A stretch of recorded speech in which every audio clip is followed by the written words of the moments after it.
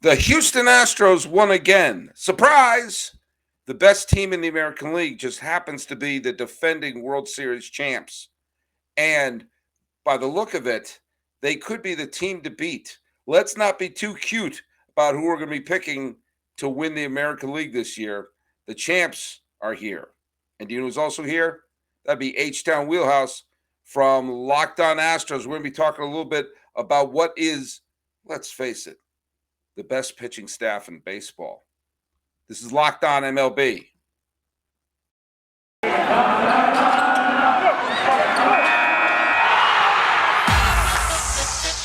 You are Locked On MLB.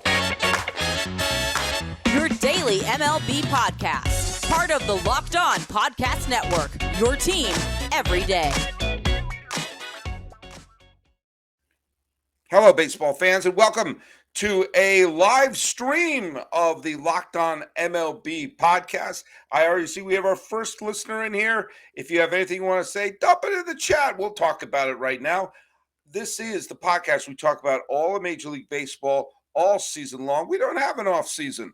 We can't afford one. I am your host, Paul Francis Sullivan. Please check me out right there. My lower third tells you my name is Sully. You can follow this podcast at Locked On MLB Pods on both Twitter and on Instagram.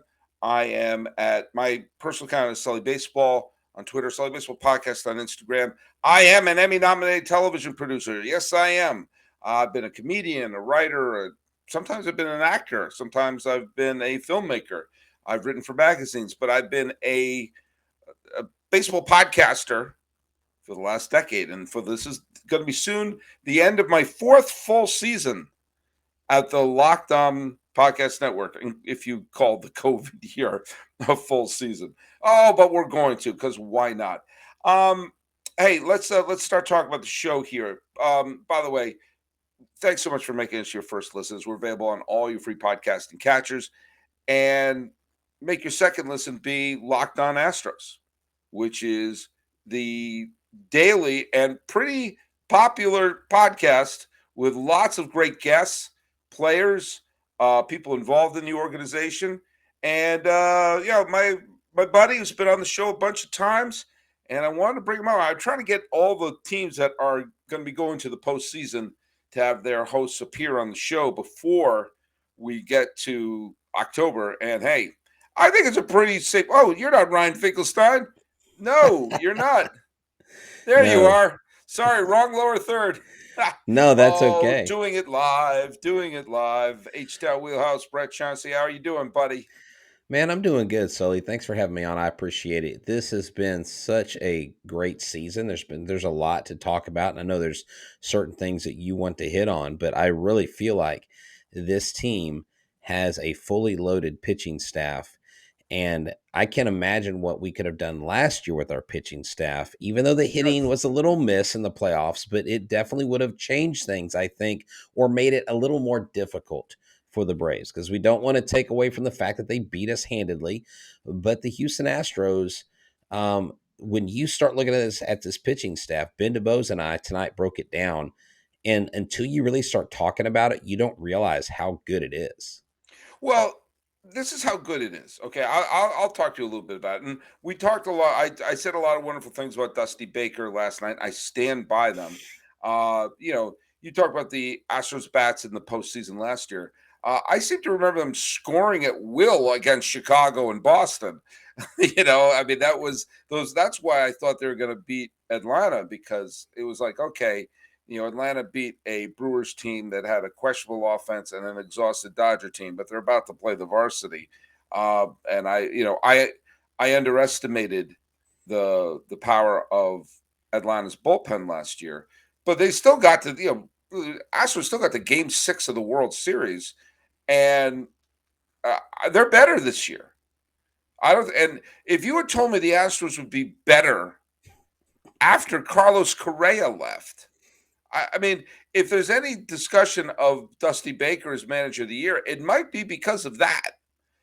But the fact of the matter is, here is how deep the Astros pitching is. Today, the Astros went up against A.J. Hinch and Detroit. They were in Detroit. And Christian Javier 6 shutout innings, 2 hits, no walks, 8 Zero. strikeouts, 0. And 0 walks, 8 strikeouts. And in the end, Houston doubled up the Tigers 2-1. And Javier may be going to the bullpen in the postseason.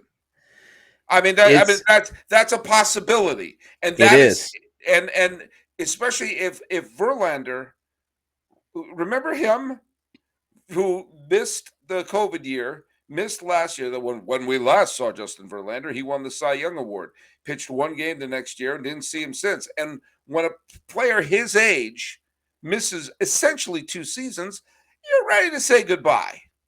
It's like, I've probably seen him. If we see him again, it'll be a shell of his former self. Boom, he's a Cy Young contender again. It's like This they guy. acquire. It's like they acquired. It's like they reached into their pocket they haven't used of a coat they've worn since winter, and there's a Cy Young winner in there. I mean, it's like they got him for It nothing. is. It is something like, when Peyton Manning had that surgery and then came back and won a Super Bowl, Hmm. and or these athletes. And I think what was to Justin Verlander's advantage was his 2-year layoff and how much he missed the game and how methodical he was in his recovery. I was at a game one day, Sully, and I was there. My son and I took a ballpark tour. We hadn't taken one in a few years. And Justin Verlander, it was an off day, and he was out doing his in between game workout. He was doing a workout much like you would see a high school or a college or minor league pitcher who's developing through the system, just doing these very basic kinesthetic type workouts. I mean, it was just something else to see a veteran of his length go out there and truly be a student and listening to Bill Murphy, listening to the pitching coaches, because he knows how important it is. And he recently said, when because he's on the IL stint, he's going to be coming back Friday, I believe, in Oakland. He said, "There's no need to rush me back." He goes, "I couldn't rush back, not be 100%, and then have something happen where I'm out for the season." Because he goes, then I would have to look my teammate in the face, I'd have to look the city in the face, and I'd have to tell him that I rushed it back. He said, "I realize the value of being out and how much I miss baseball." And so he's been meticulous, and his hard work has paid off.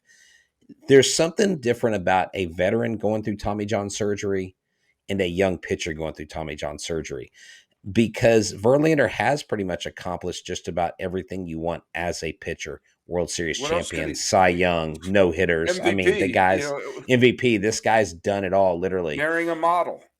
Yeah, I mean, God, yeah, just like anything this guy does, he's like Rumpelstiltskin. Just everything turns to gold, Well, yeah, it's like a genie would look at him and go, "What? What do you Yeah. want? You're What oh, else you're do and you need, you're a Justin? millionaire many times over. What? Go Yeah, away." Some but people need the lamp. Some people no, need the yeah. lamp.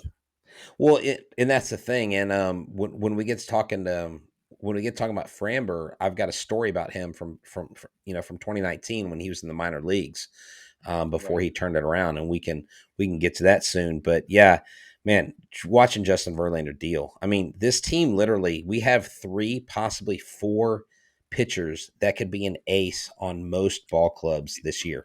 Playoff teams. Yeah, Look, we mentioned Verlander, who has a sub 2 ERA, has 154 strikeouts and 152 innings and only 26 walks. Think of that strikeout to walk ratio, and it was sub 1.9 earned run average as a 39-year-old man. Now he's coming. He is scheduled to be back this weekend, if I'm not mistaken, right. off the injured list. Um, Luis Garcia, who people forget, has had a fine season. Basically, is your number 4. Jose Urquidy has been excellent, solid ERA, good innings pitch.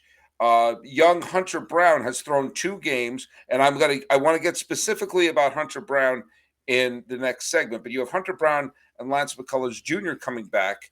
Really good arms in the bullpen between Presley, Abreu, Htown, Stanek, Rafael Montero. Fine, but Framber Valdez, in my very humble opinion, is creeping up in the Cy Young discussion, if for no other reason than he has terrific stats, has been, threw a complete game shutout just the other day, and is a rare pitcher that he's an innings eater who's putting up all-star numbers. So when you put Valdez out there, you know you're not taxing the bullpen. You're not pulling a Blake Snell and bringing in the bullpen in the sixth inning, even if he's throwing a masterpiece. You can push Valdez, which you sometimes need to do with some of these pitchers in the postseason.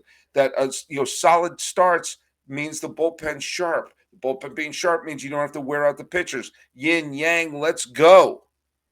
Yes, Framber Valdez, I believe 2 weeks ago I called and I started talking about him being a Cy Young candidate. And I know Dylan Cease has done phenomenal things. I know there's other pitchers outside of Verlander that have been phenomenal.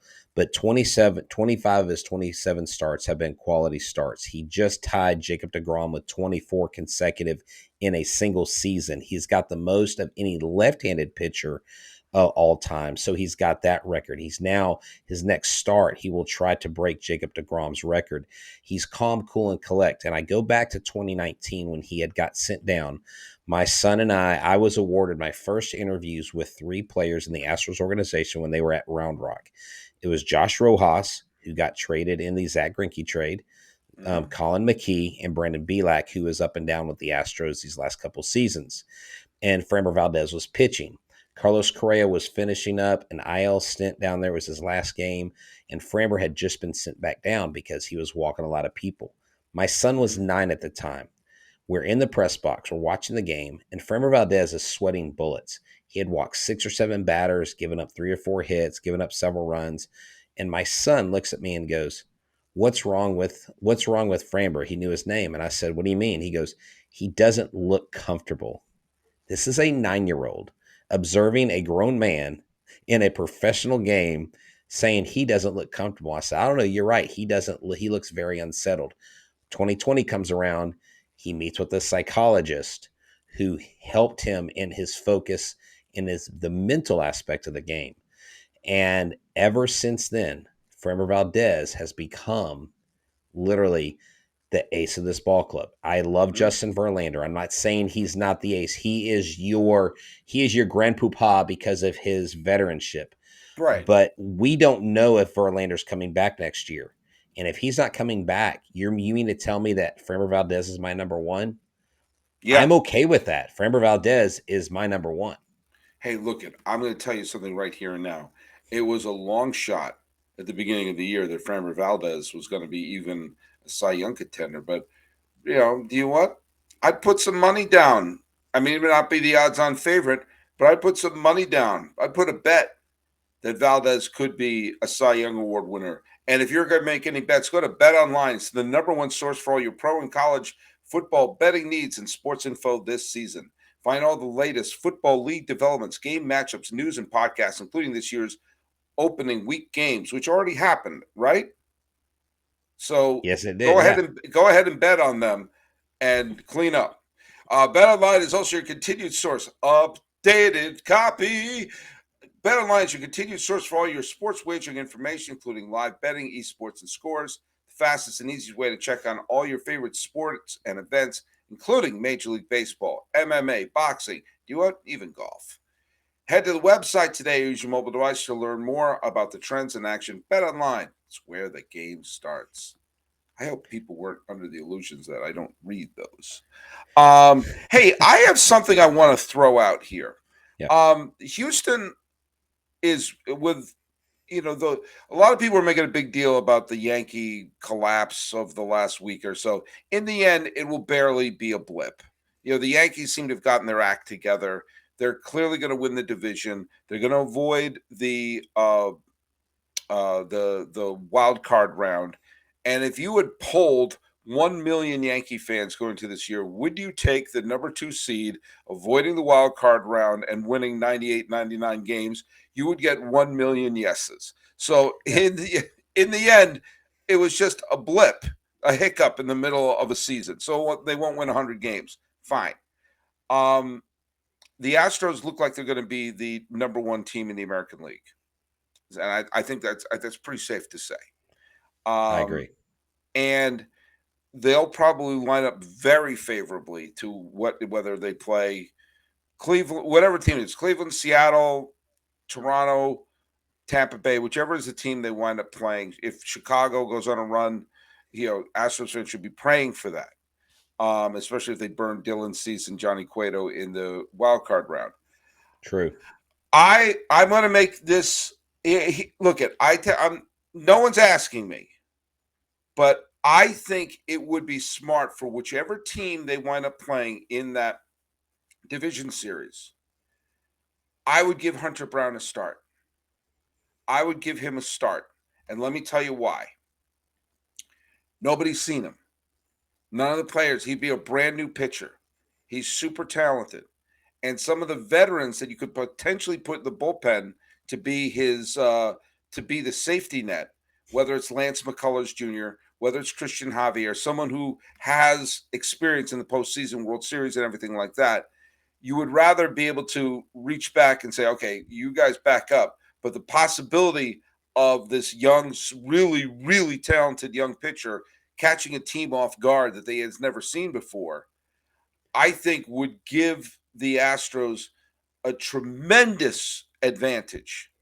McCullers and possibly Javier or who or the other one. What did I just said Javier, maybe Luis Garcia. I don't know. But one of them out of the pen just shows like how deep, like you could have two innings eaters at the top of the rotation and throw like two or three people who would be starters on most playoff teams coming out of the pen.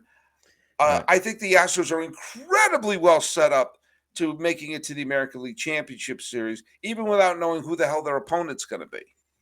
Yeah, I agree with that. And I think Hunter Brown, because I got to see him pitch several times, and just give you a little quick story on him. When he got elected to the Futures game, I was at Constellation Field the next day, and I was talking to Hunter, I was talking to Sean Dubin, a couple of players, and I said, "Hey Hunter, congratulations on your nomination to the Futures game." And he said, "Well, I appreciate that. But you know what I really want?" I said, "What's that?" He goes, "I want to be pitching at Minute Maid Park. That's the ultimate goal." And he said, "I appreciate the award, but it's going to mean so much more when I've got that Astros uniform on." And I'm like, for a kid to say that, to be recognized by his peers and by the league to be one of the future stars of the game, and to say, "Yeah, but that's not the end goal." He goes, "I want to help the Astros win another World Series." I knew then what I had seen on the field. I mean, I'd seen him go 5-7 strong innings, struck out 8, 9, 11. I've seen him come in inning 5 through 9 and just shut a team down.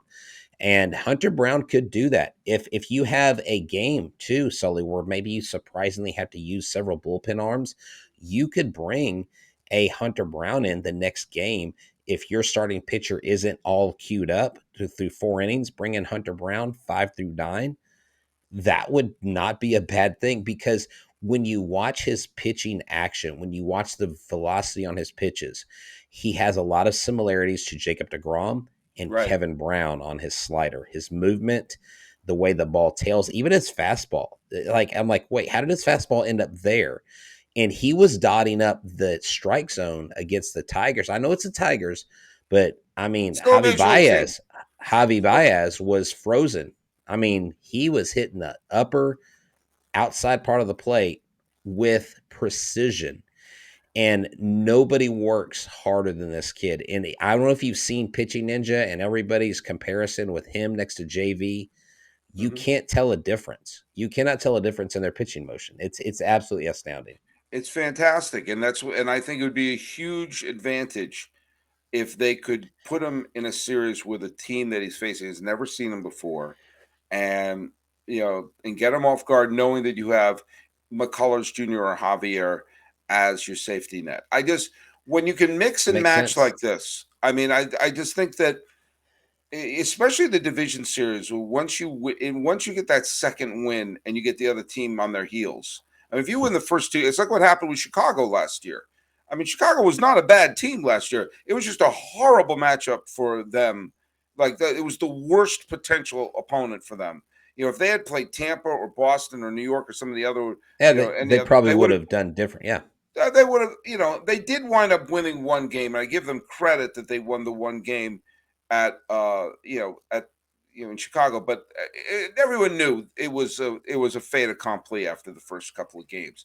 And if you just get a team down 0-2 in the division series, with very few exceptions, they just know that they're going to be floundering. And if you put a team that's floundering and a little desperate, and you throw a super talented pitcher that they've never seen before, That's then true. yeah, Because it looks like right now, if things were to end right now, and I think this may be from yesterday, so this may be a little dated, or it may have changed. It looks like Cleveland and Tampa would play each other. The winner of that would play the Yankees. Then Seattle, Toronto would play each other. mhm, The winner of that would play the Astros. And even with the familiarity that the Mariners have with the Astros, they still haven't faced Hunter Brown. And so that's right. that does work in the Astros' advantage. So Sully, let's say they do that. Let's say they throw a wild card out there and they throw Hunter Mhm. Brown.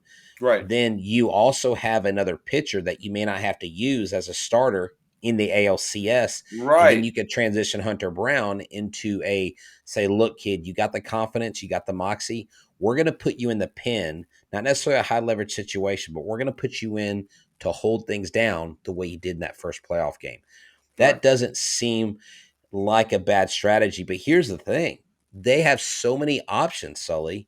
They could literally interchange the parts almost at will, because the bullpen, who was kind of not sputtering, they were struggling a little bit here and there, started to come back into form. Montero has been crushing it in that closer role, yeah.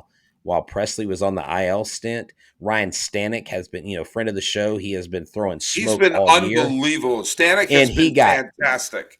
he got screwed in the All-Star vote. He should have absolutely been an All-Star, because Absolutely, like no doubt about it. 16 of his first 17 appearances were high leverage situations, and he didn't give up a run in any of them. So it's just like, wow, like For those this of you who don't know, staff. those of you who haven't been following Ryan Stanek, and it's sometimes been hard for a pitcher who isn't a starter, who isn't a closer, to get the sexy appeal. He has struck out 53 batters in 47 and a third innings. Okay. His ERA is 1.14, which means he's let up 6 runs all year. He's walked 29 batters. He is as reliable as you could be. He doesn't throw many innings out of the pen. He averages less than an inning per appearance. But when you consider, just think about what you just rattled off. Let's just be under the assumption that Verlander will be pitching in the postseason. Valdez, and we mentioned Hunter Brown, Urquidy, Garcia, Javier, Presley, Stanek, Montero, Phil Maton, Brian Abreu. We haven't even gotten to Lance McCullers Jr. or Will Smith or Hector Neris. I mean, we're right now 12 or 13 major league pitchers who, not like this, oh God, this is your mop up man, Right. like that you would feel comfortable putting in a big game situation. That is why. That is why you're my shoobity doo. That's why the Astros. I don't know why I went into that. I was thinking about That's Animal House. okay. Well, hey, Um, who you forgot, who may still be on this playoff roster, is Seth Martinez.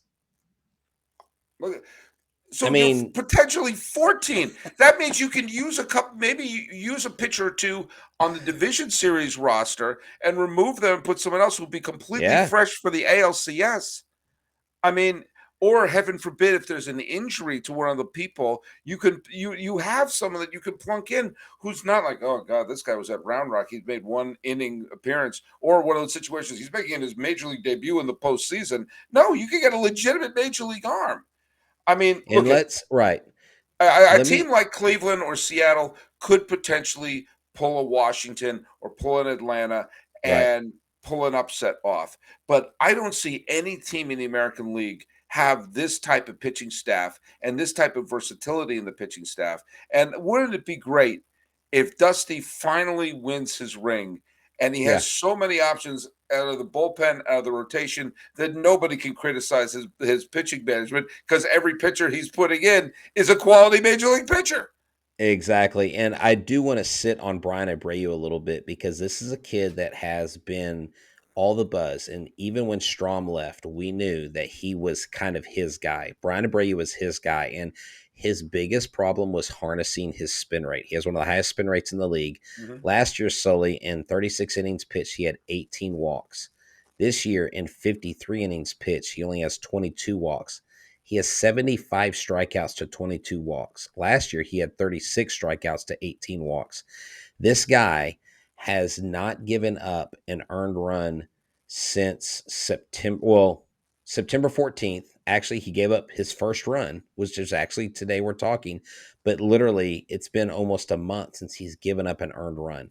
Brian Abreu is special. We have Brian Abreu, Montero, and Neris who can all interchange into that closing role. Mhm. And Presley just continues to come back from random aisle stint to random aisle stint to come back and just do his thing. And people will always say, well, Presley makes me nervous. And I'm just like, why does he make you nervous? He's excellent.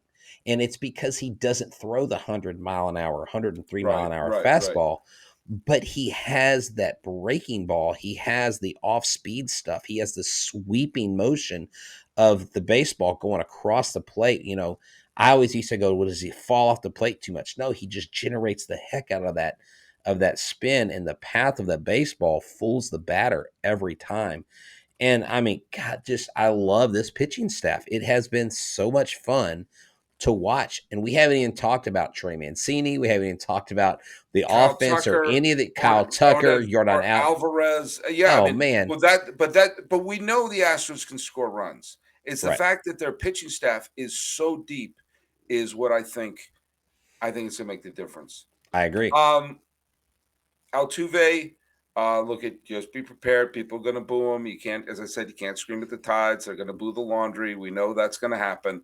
Um, I rooted for the Astros in last year's World Series, even though Astros Twitter hates me.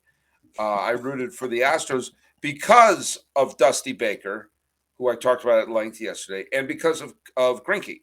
And Baker and Greinke were two of my favorite figures in all of baseball, and I wanted them to get their ring. So that's why. And I have no ill will against the Braves. I just don't care. Actually, what I wanted was a 7-game series in Game 7 to go 15 innings. That's what I wanted. We didn't get that. We didn't get that. But hey, Altuve is the nominee of the Roberto Clemente Award. That's right. And this is being dropped. It's Roberto Clemente Day. It's on the 15th. So I guess the video is being dropped on the evening of the 14th. But it's Thursday is Roberto Clemente Day, and as I mentioned when the Mets honored Willie Mays about 2 weeks ago, I always err on the side of celebrating our greats, and Roberto Clemente is one of the great figures in baseball history. Not just because he was a phenomenal player, he was considered to be the greatest defensive right fielder of all time and won multiple batting titles in an absolute pitcher's era. He also played 14 World Series games in his career and got a hit in all 14 of them. Wow. And It's impressive. Was the World Series MVP, was the MVP of the league, World Series MVP in 71, which he basically, look at a couple of strange things about Clemente's career. If free agency existed then, he probably would have left Pittsburgh. He was very frustrated that he didn't get the press that the players from New York and Los Angeles got, and that for years he was kind of an anonymous superstar playing in obscurity in Pittsburgh, and of course he was also playing in an era where the fact that he was dark skinned, he went through all the issues of that African American players got through. But as a Puerto Rican American, he also had the language barrier and the culture barrier, right? And had to fight things which at the time were considered normal from the press. Like they insisted on calling him Bobby. His baseball card in the early days said Bobby Clemente, okay. Right? Because you had to Americanize his name, not Roberto. He insisted on being called Roberto because he was not ashamed. He was not going to anglify his name. He was not going to pretend he wasn't who he was. He also, when he was interviewed, the writers would snicker at him and write his answers phonetically. if he had Oh, said, if he had mispronounced a word, or if he said something in a funny accent, they would write it in the funny accent in a wow. way that he was treated. The players who came from the Caribbean, and he wasn't the first Caribbean player. There were players before him, but he was the one who kind of led the charge of breaking the stereotype that Latin players were dumb because they couldn't Right. speak Y- English, You and know, every. and you mentioned that, and that's why guys on the Astros like Yuli Gurriel, I Mhm. know Jose Urquidy, several of the guys that whether they're from Cuba or Mexico or the Dominican, I believe some of them can speak English, and I've heard a couple of them pretty fluently. But they're and the reason why they go through the interpreter so much is they don't want to look stupid. They don't want Right. to look bad. They don't want to reflect bad on their family, and that's just one of those things that to this day that they still fight with. But to talk about Jose Altuve and just what he's done because Yeah. I'm always going to advocate for my guy. He's my favorite Yeah, I all-time know. I Astros know. player. He's got. Yeah, he's right He's back there. He's right. You can see his number he right back there with yep, Bagwell. that's Yeah. right, man, right over there. So he has hosted this thing called Uncork for a Cause, and it's a fundraiser that it's through the Astros Foundation. They raise money for awareness for youth sports education program, nation's military, childhood cancer, domestic violence awareness, and reducing homelessness. And if you know anything about his background of being from Maracay, Mhm. Venezuela, and the way they grew up and how poor he was, that he signed the $15,000 contract. We've interacted with Jose Altuve a couple times. My son's had the honor of taking the field with him as an Mhm. Astros buddy. And so he's talked with him. And everything I know about this guy is top notch. Good. It's funny. The other day we were watching a game, and my wife's like, "Why are they booing Altuve?" I was like, well, the Yankees actually boo Altuve because he actually has beat them in significant games more than once. So when there's a player, I'm like, when I see someone like Aaron Judge, I'm gonna boo him, not because I hate him, but because he's the bad guy. He's the other team. But I was like, there's also the other stuff out there. Right. But Jose Altuve has carried himself admirably throughout the city. There's There's no time doubt after that. time, There's no doubt about and that. I think he's very deserving as the Astros representative for the Roberto Clemente Award. And one of the thing, and that's, and yes, and I will never ever try to take away Altuve's contributions to the community and the fact that he seems to be a stand-up guy for all these causes and everything. One of the amazing things about Clemente, first of all, if you don't know, he was originally a Dodger prospect. He was in Really? the Dodger system, discovered by Branch Rickey, and when the Dodgers forced out Branch Rickey took over the Pirates and acquired Roberto Clemente. I did not know that. Hmm. Wow. And the Dodgers tried to Wow. hide him in their system, but in the Rule 5 draft, Branch Rickey says, I know this guy, get him. So the man responsible for bringing Jackie Robinson to the league was also responsible for bringing Roberto Clemente to the league. Um, Wow. uh, there are many, many great things. I mean, Clemente was also basically training to be the manager. He would Hmm. manage in the off season in the Caribbean League. One of the managers that he managed against in the off season was Frank Robinson, who also Wow. would manage in the Caribbean League. Clemente's baseball intelligence was through the roof, and everyone around, he was the star of the team. It took a long time for the press to realize, hey, you know, the dark skinned fellow who can't speak English, he's the leader. Wow. He's the Yeah. leader of that team. And I think a lot of people's eyes popped open when he dominated the 71 postseason. In the book I'm about to recommend, apparently there were some national writers that have said, have we been missing this guy? And some of the Pittsburgh writers have said, like, yeah, we've been seeing him this whole time. You've been missing him. He's been this good for a decade. Wow. And he was very competitive, very, very proud player, but he also was someone who put his money where his mouth is, creating the academies of baseball academies in Puerto Rico. He was the absolute idol for. I mean, he was a great player. He was impossibly handsome. He dominated the field when he was there, and for the Caribbean culture and people from Latin America and from Mexico and everyone who looked up and saw there was a Spanish-speaking superstar who spoke Spanish when he accepted the World Series MVP, Wow. that this was their guy. And it carried over a little bit tragically. He would play baseball year round. He would play in the Caribbean League where he was the god. He would be the player manager. He played Right. briefly in a league in Nicaragua and got to be very, very close to the people of Nicaragua. He was from Puerto Rico. Right. And there was a horrible earthquake that took place in December of 1972. And Clemente had just gotten his 3,000th hit, was probably going to play one more season, and probably eventually would have become the manager of the Pirates. Eventually. And he got word that supplies were being stolen from rescue supplies. And so he got on New Year's Day or New Year's Eve, when he could have been partying, he could have just written a check and handed it off. He got on the effing plane Wow. because he knew that when they arrived and they saw Clemente was there, no one would F with him. And the supplies would get to the right places. But of course, the plane was overloaded and it crashed in the Caribbean Sea.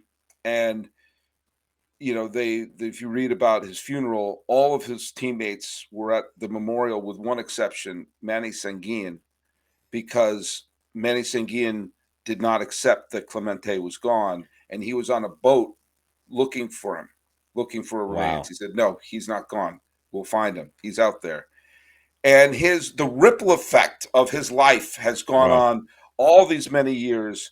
It's no accident that the Roberto Clemente Award is named after him, of someone who's not just a great player, but a man of great integrity. And of course, he's been, the martyrdom for him has improved his legend.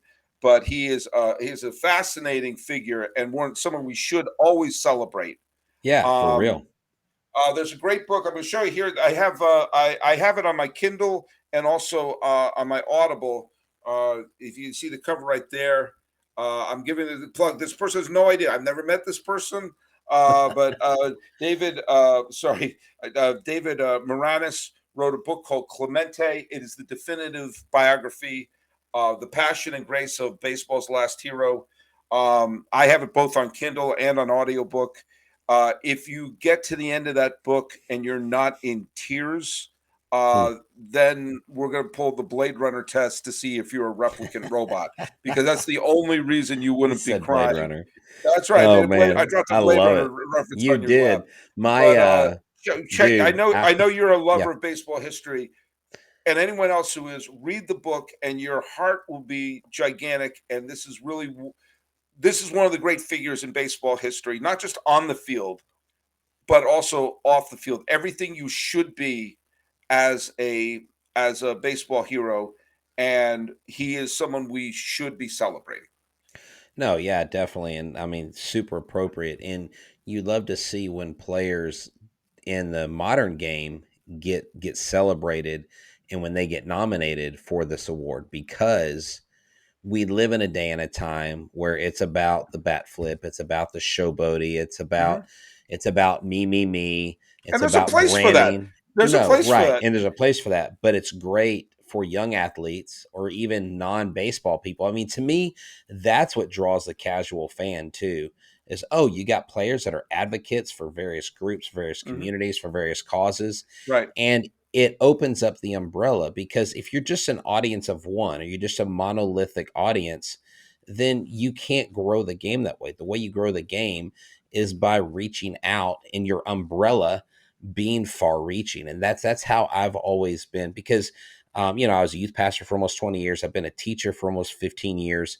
And I've always, no matter what students I've been in contact with, whether it's kids from Honduras, whether it's kids in the inner city, whether it's prisoners, people from Italy, all over the world, I've learned that they desire two things: structure and love. You give them those two things, and they'll go save the world. And so it sounds like Roberto Clemente had that built into him. Right. And the more we can celebrate that, I think the more we can grow the game and bring in the casual fan, not changing rules and making the game different, but having players like Roberto Clemente and recognizing players that emulate or closely emulate his character.